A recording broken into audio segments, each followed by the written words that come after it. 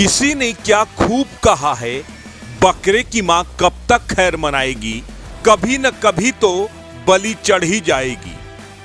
कुछ ऐसा ही हुआ माफिया मुख्तार के बेटे अब्बास अंसारी के साथ। पिछले 6 महीने से यूपी पुलिस के साथ लुका छिपी का खेल खेल रहा अब्बास अंसारी आखिरकार ईडी के शिकंजे में फंस गया। 6 महीने जिसे यूपी की पुलिस नहीं तलाश पाई, आखिरकार ईडी ने उसे सलाखों के पीछे भेज दिया। 9 घंटे की पूछताछ के बाद ईडी ने मुख्तार अंसारी के बेटे अब्बास अंसारी को गिरफ्तार कर लिया। मुख्तार अंसारी के खिलाफ दर्ज मनी लॉन्ड्रिंग केस में ईडी ने उन्हें बयान दर्ज कराने के लिए बुलाया था।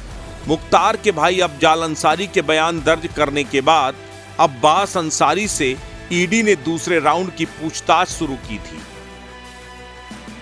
पूछताछ के दौरान पहले उन्हें हिरासत में लिया, उसके बाद अब्बास को गिरफ्तार कर लिया। ईडी ने अब्बास अंसारी के खिलाफ पिछले महीने लुकआउट नोटिस जारी किया था। दरअसल मार्च 2021 में ईडी ने मुख्तार अंसारी के खिलाफ मनी लॉन्ड्रिंग का केस दर्ज किया था। उसके बाद ईडी ने मुख्तार के भाई और बीएसपी सांसद अफजाल अंसारी से इसी साल 9 मई, फिर मुख्तार के बड़े भाई और भतीजे शोएब अंसारी से 10 मई को और अब्बास अंसारी और उसके छोटे भाई उमर अंसारी से 20 मई को पूछताछ की थी। मुख्तार अंसारी के खिलाफ 2020 में जाली दस्तावेज तैयार कर सरकारी जमीन पर कब्जा करने, लखनऊ में धोखाधड़ी कर संपत्ति अर्जित करने, धोखाधड़ी कर विधायक निधि निकालने का केस दर्ज हुआ था।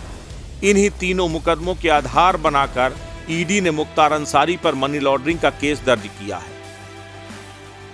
कई महीने से फरार चल रहे सुभाषपा के विधायक अब्बास अंसारी, भाई उमर अंसारी सहित तीनों लोगों ने 21 अक्टूबर को पुलिस को चकमा देते हुए चुनाव आचार संहिता के उल्लंघन के 2 मामलों और अफसरों को धमकाने के केस में एमपीएमएलए कोर्ट में समर्पण कर दिया था।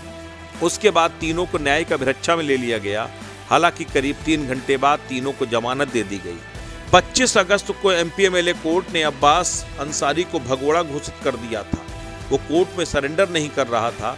अब्बास के खिलाफ arms act, prevention of money laundering act सहित अन्य मामले दर्ज हैं। उसके पहले इलाहाबाद हाई कोर्ट की लखनऊ बेंच के जस्टिस दिनेश कुमार सिंह की एकल पीठ ने अब्बास अंसारी की अग्रिम जमानत याचिका को खारिज कर दिया था। एमपीएमएलए की स्पेशल कोर्ट ने पुलिस की अर्जी पर अब्बास अंसारी को भगोड़ा घोषित कर दिया। कई महीने से अब्बास पुलिस को छका रहा था। सितंबर में अब्बास की लोकेशन पंजाब में मिली थी। उसकी तलाश में कई टीमें पंजाब सहित कई राज्यों में भेजी गई थीं, लेकिन अब्बास पकड़ में नहीं आया।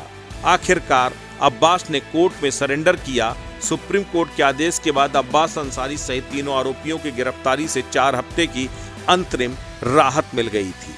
उसके बाद अब्बास अंसारी अखिलेश यादव से मिलने सैफई भी गया था, लेकिन शायद इसे ही योगी का इंसाफ कहते हैं। हर किसी को मालूम है कि योगी अपराधियों को कभी बख्शते नहीं हैं। माफिया मुख्तार के बेटे अब्बास अंसारी को जो यूपी पुलिस 6 महीने तक तलाश नहीं पाई, कोर्ट से अरेस्ट स्टे लेकर जिसने पुलिस के मुंह पर तमाचा जड़ दिया, आखिरकार ईडी के शिकंजे में चढ़ गया। यानी जिस गिरफ्तारी के डर से पिछले कई महीनों से अब्बास भागता रहा, आखिरकार उन्हीं सलाखों के पीछे अब्बास जाने को मजबूर हो गया। अस्तित्व न्यूज के लिए लखनऊ से अश्विनी निगम की रिपोर्ट।